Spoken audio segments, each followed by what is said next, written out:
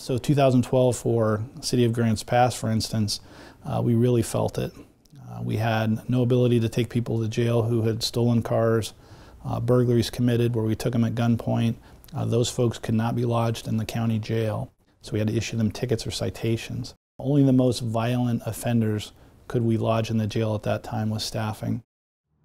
So there became a sense of unsafe feelings amongst Grants Pass citizens and county residents. But a lot of the folks, again, almost across the board, who are committing like property crimes like burglaries and auto theft, if they get released from jail, there's really nothing that says to them, okay, I shouldn't go do this anymore and stuff because now I have this trial waiting. It's almost like a free-for-all to say go out and commit more of the same because I'm already going to have to go to court at some point when I get hooked up or arrested. And if I'm out in the county and I believe I won't get arrested, then I absolutely feel like there's no consequences for more of that behavior.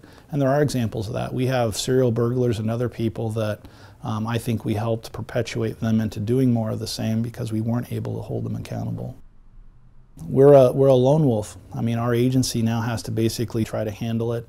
We do get assisted by Oregon State Police, but I can tell you that one of the biggest changes is they are stretched so thin. Oregon State Police now gets called into Curry County to assist them because they are so depleted, Josephine County because we are so depleted, and then if we have a crime within the city that we used to rely on Oregon State Police and the Sheriff's Department, they're stretched so thin it's kind of hard for us to even get their help. If they do help, and it's great to have them, but it's not to the same degree, and sometimes there's delays and problems.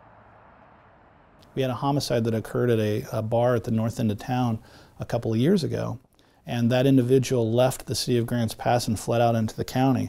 Normally, we would have been able to have a sheriff's deputy sitting in the driveway or waiting for the individual or looking for the individual.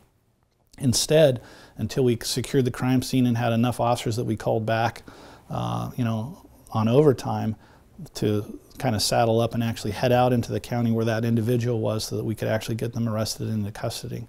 Those are the impacts and the delays and the time. Now, mind you, this was someone who murdered somebody who's now out in the rural areas of Josephine County with nobody to contact him until we could get ourselves, together to be able to go out and get that person arrested.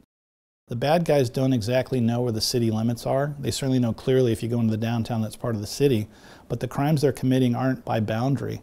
They just commit crimes, and unfortunately sometimes we have law enforcement in the city that catches them. If they're committing it out in the county, they realize they haven't been caught, and so they think they just need to keep going. I don't think you can kick the can down the road any farther. I think where we're at right now, it's a dangerous time for the men and women in law enforcement who try to go out there and do that job.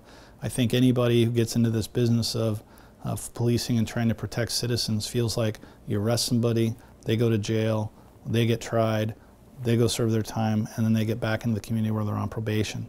When you're not getting that, and we perpetuate more, it becomes, in my opinion, much more dangerous, not just for the officers, but also for the community of these folks who feel like there's no consequences.